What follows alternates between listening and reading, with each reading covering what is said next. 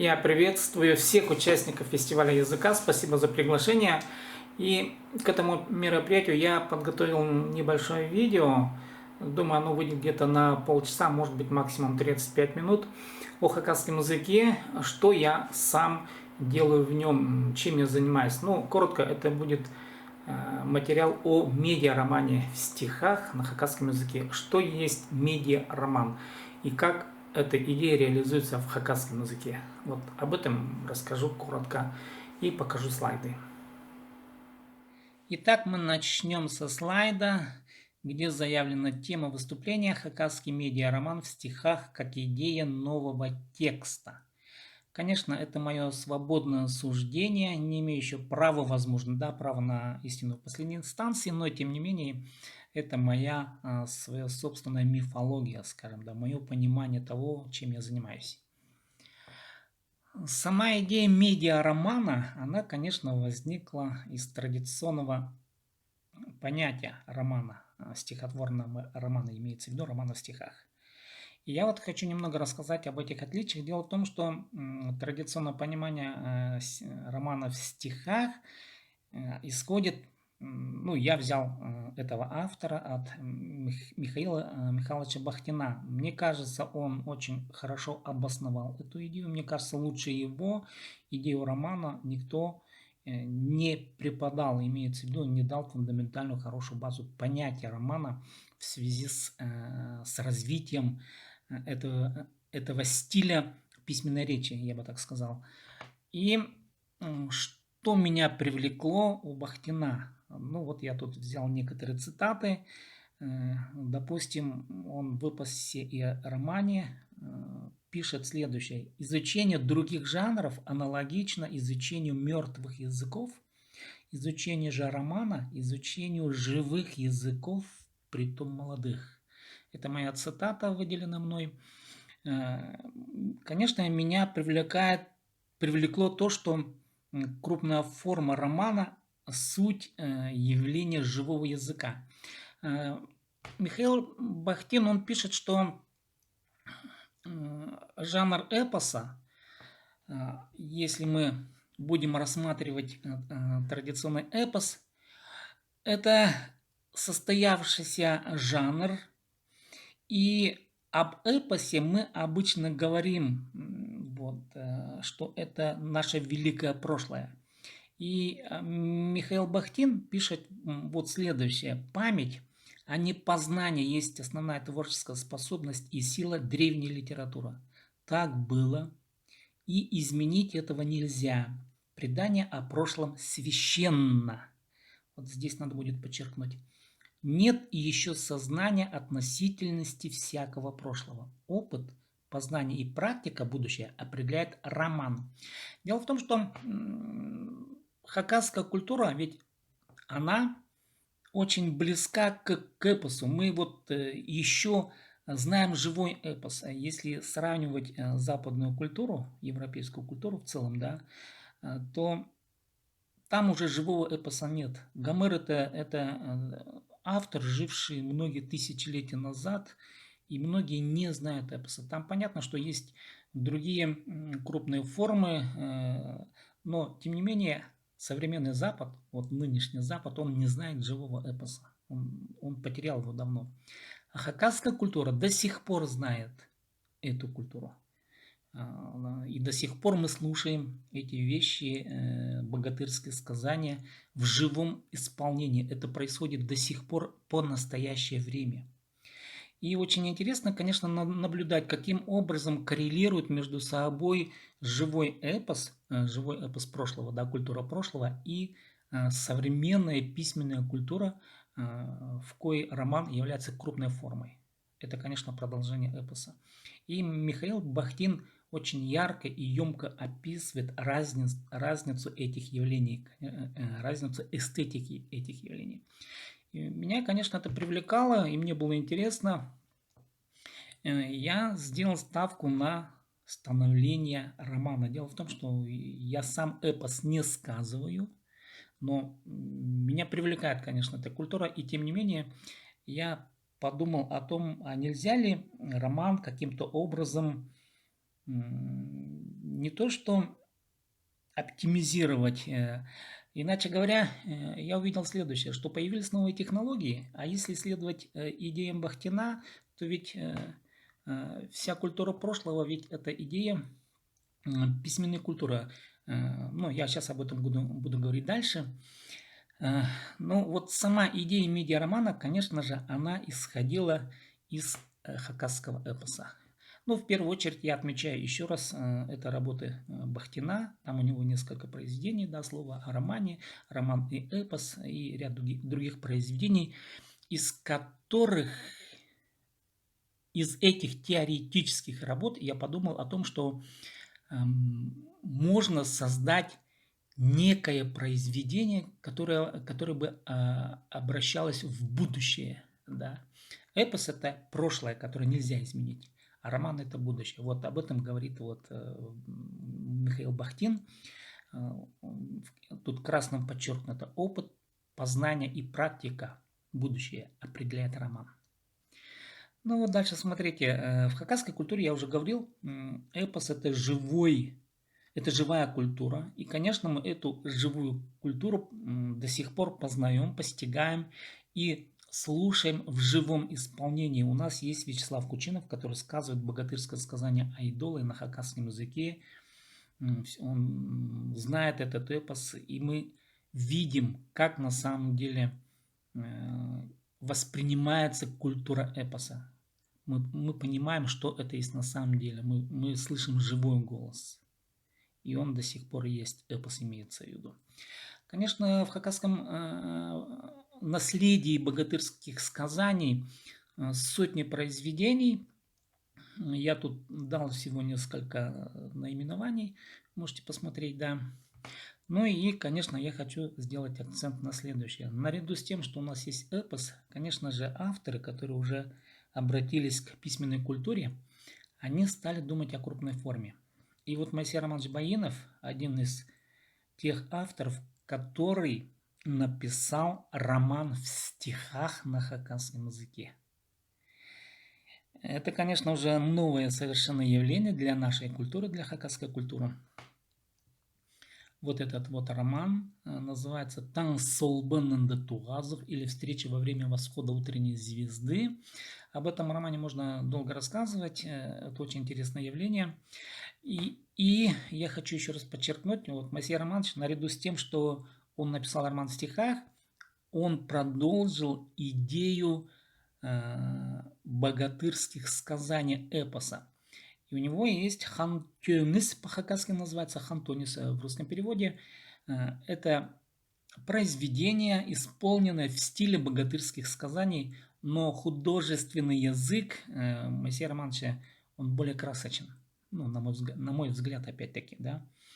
И, конечно, он приподнял эстетику хакасского языка уже совершенно до другого уровня. И вот эти работы, конечно, они определяли того явления, которое я сейчас называю медиа-роман в стихах. Вот.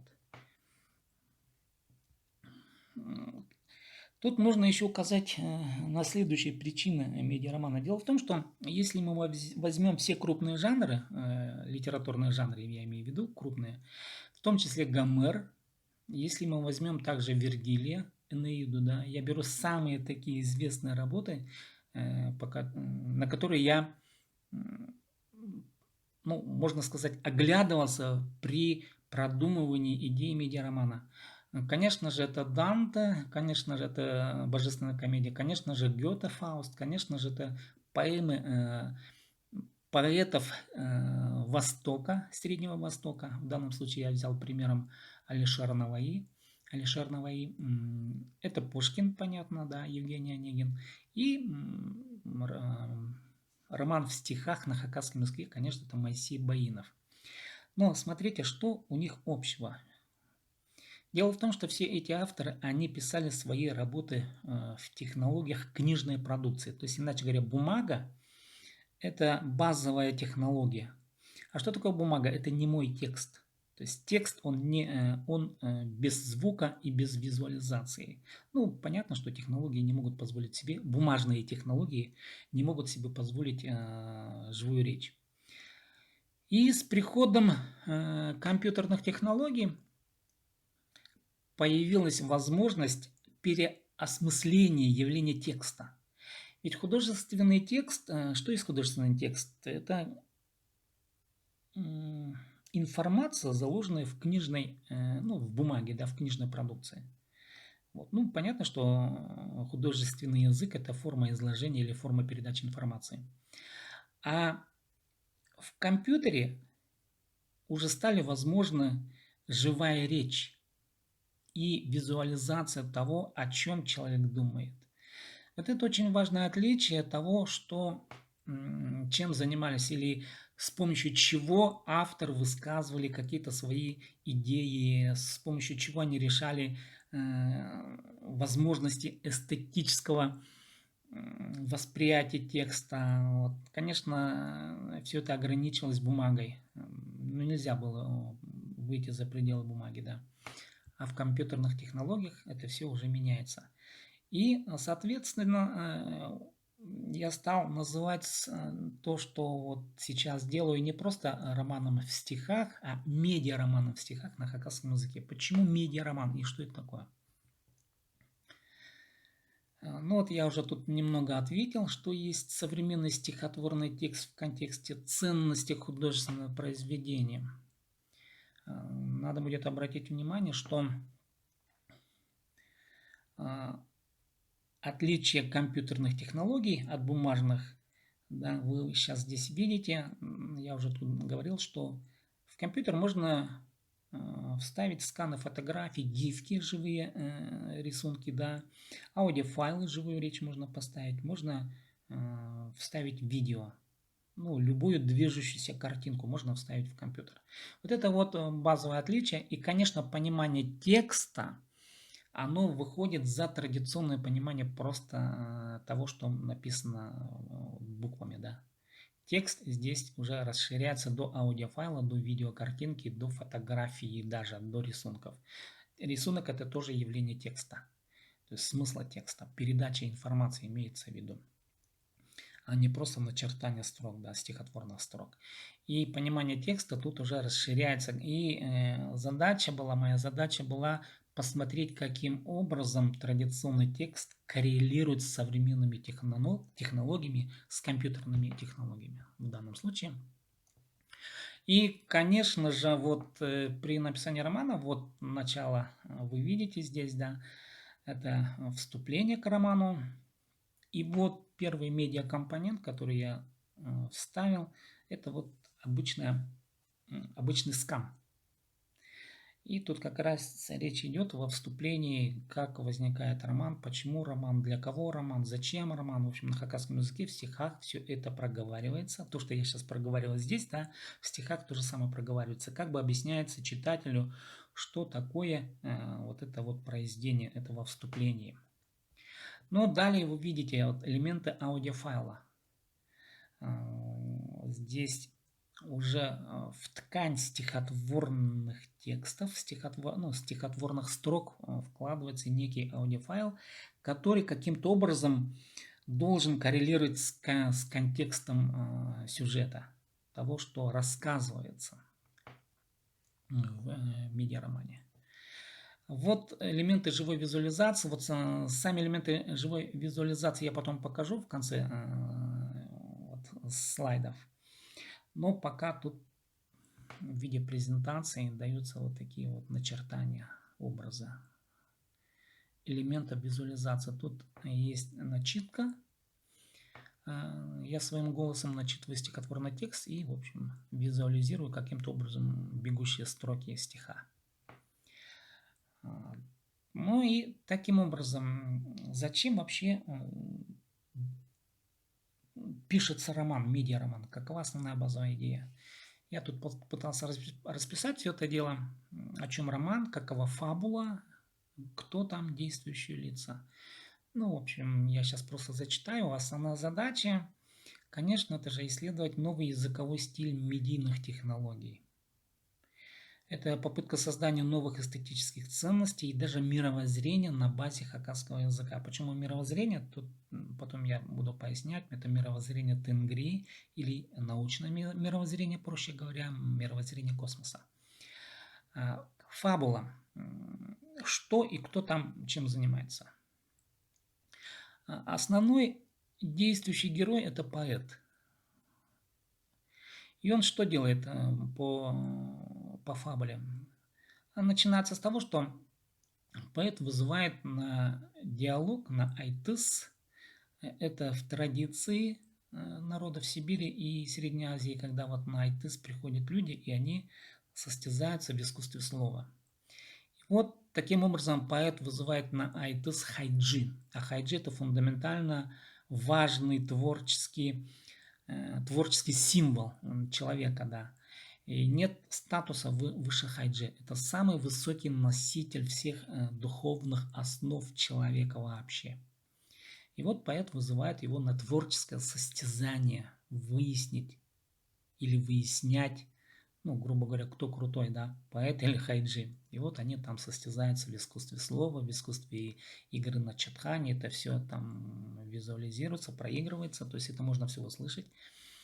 Каким образом хайджи сказывает свое сказание, каким образом поэт высказывает свое собственное понимание и свои тексты он задает. Это все есть вот в контексте письма романа.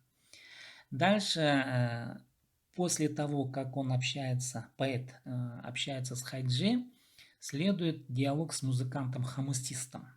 Почему музыкант? Дело в том, что хайджи – это универсальное лицо, да, универсальная личность, это универсальный символ. А музыкант, он владеет музыкой, но не владеет словом. И он, поэт, как бы выясняет статус, условно говоря, поэзии, да, и статус музыки. Вот они состязаются тут. Дальше поэт ведет диалог с духом художника и уникально разносторонней личности Леонардо да Винчи. Почему Леонардо да Винчи? Конечно, вы знаете, что это один из ярких символов западной культуры. Леонардо да Винчи. Это многосторонняя личность, который символизировал всю высоту того, что было наработано на тот период европейской культурой. И вот поэт как бы состязается с этой личностью на предмет смыслов и иерархии ценностей. Идет диалог. Ну, в общем, я до этого момента дописал как раз там 1800 строк. А далее это не написано, просто в плане есть. Поэт дальше должен пойти к пророчице Ванге и выяснять статусы пророков. Что такое пророк, зачем они, каков их смысл, да. И после небольшого диалога с Вангой поэт должен пойти к Богу, выясняется суть неба, небес, законов неба, и там поэт должен дать 100 законов Тенгри, 100 законов неба, которые неопровержимы, которые работают, и вот, в общем, такая цель есть. И после того, как поэт понимает эти законы неба, он возвращается к хайджи и снова просит его выйти на состязание. Дело в том, что там как бы вот в первой встрече поэт будто бы выигрывает спор, творческий спор у хайджи. Но здесь он приходит и понимает, что на самом деле хайджи там слукавил. И поэт понимает, что хайджи по статусу, ну, в общем, не то что выше поэта, ну, нисколько не ниже. И он там дополнительно не то что извиняется, он видит, что у хайджи по обе стороны плеч там есть два духа. И поэт признает и силу, и мощь хайджи. И говорит, зачем, говорит, ты в первый раз сделал вид, будто бы ты мне проиграл в творческом состязании. А хайджи лукаво спрашивает, а в чем дело? Да, говорит, я вижу, говорит, у тебя на плечах два духа.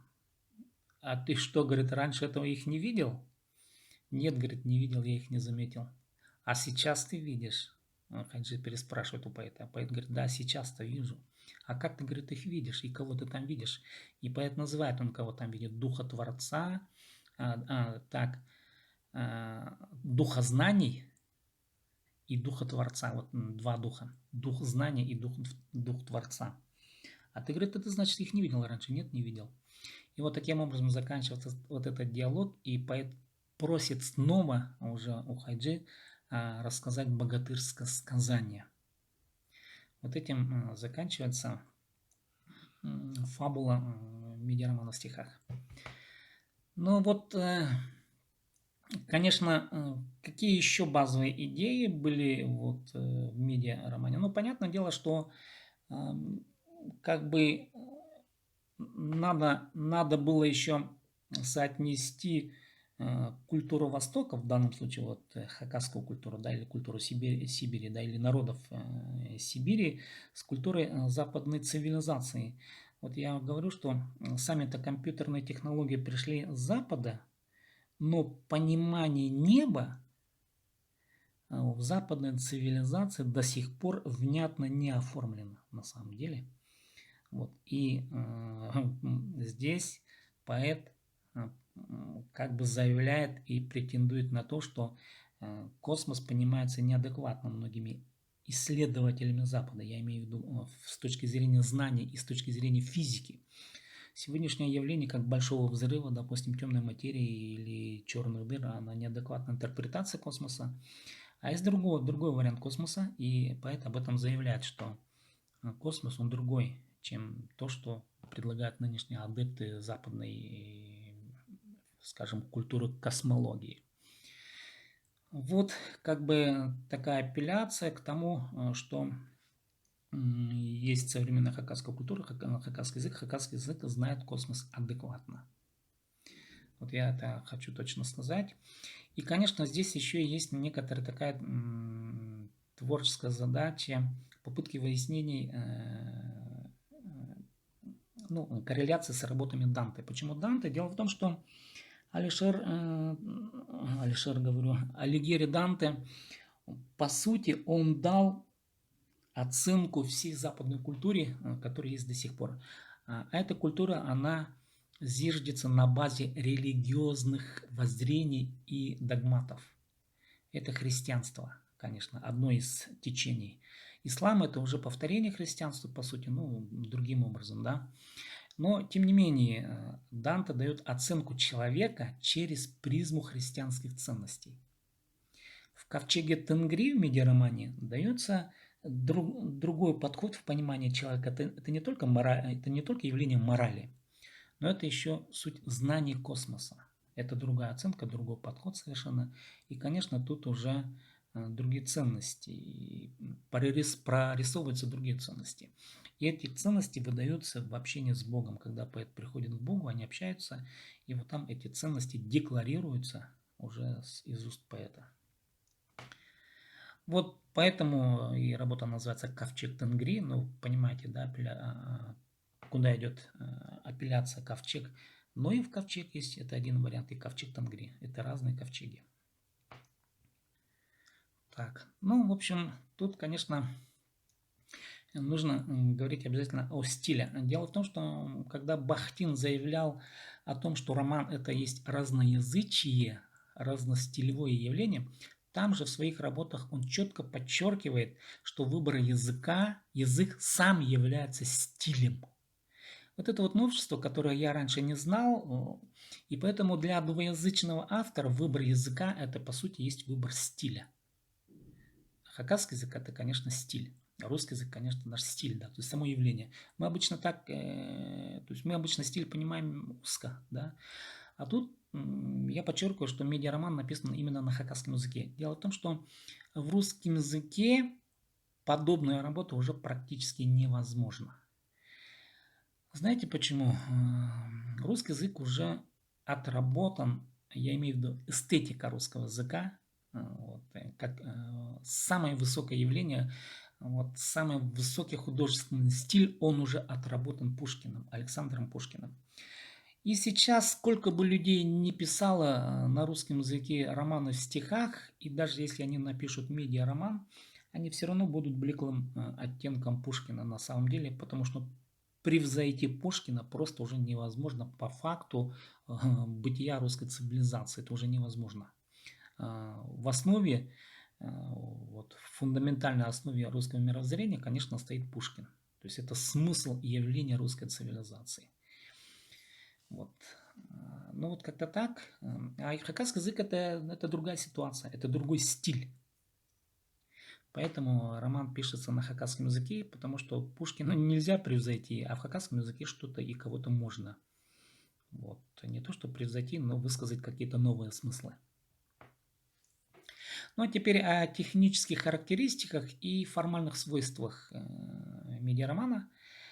Ну, например, были использованы стихи хакасских богатырских сказаний, вот ритмические особенности стиха, да.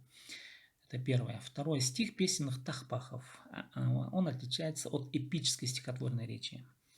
Был использован силаботонический стих.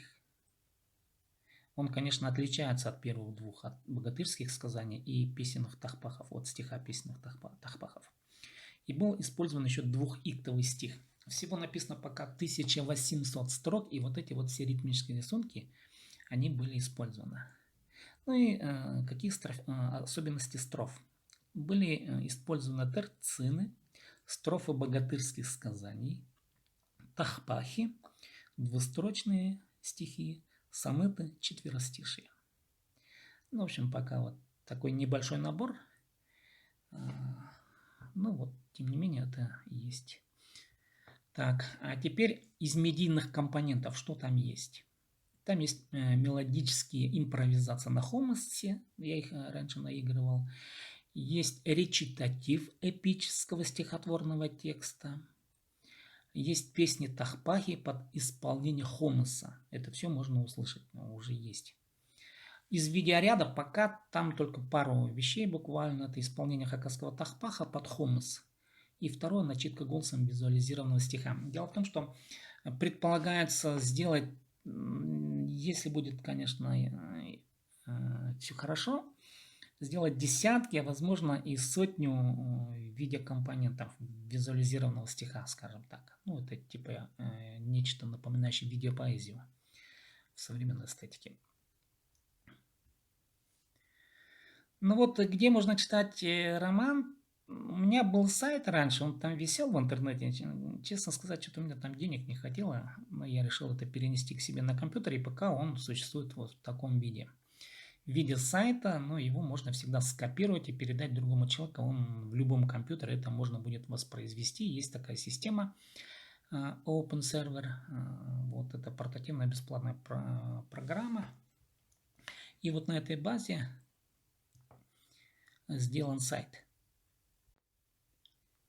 Сам сайт, он написан на WordPress, как бы движок, он несложный, я его освоил. Ну и общий объем сайта это 1800 строк. Ну вот давайте посмотрим, как он выглядит. Вот так выглядит сайт. У меня он на компьютере, да, вот первая глава. Дальше можно посмотреть вот страницы медиаромана, да, видите, терцины были использованы. Это начало романа.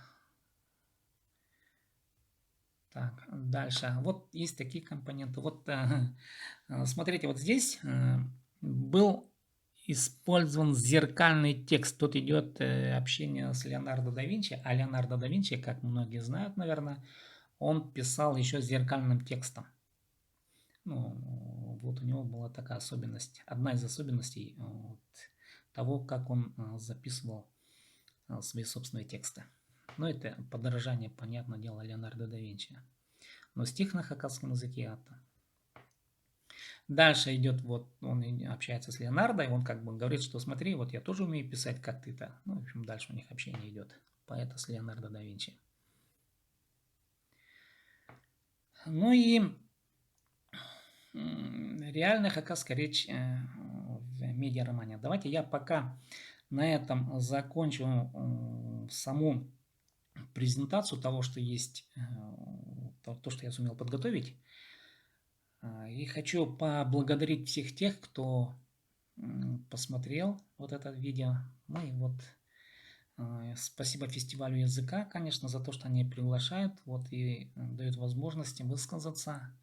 Ну и в завершении я сейчас даю часть стиха медиаромана. Ну и в общем он звучит таким образом.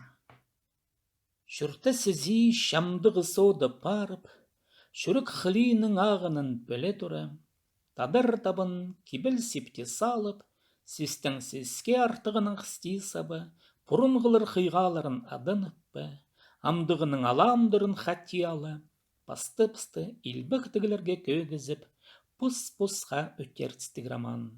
Тадыр шунның амдығызның көбізі, хакас тілінің посты құйықтынман, Килкім санлық шонарына хостыны, пост тілін саңайының ұндан. Хайзы тізін кемге болса хоптыны, Пыролып килп паршыны ипіркілерні, Төрен тілім, хайрын тілім алдыны, Балы пархызын орст білігілерінже, Москва өтерінже шүгірініп шалғыны, Кетіп жүрше хыйғалыр есіктерін.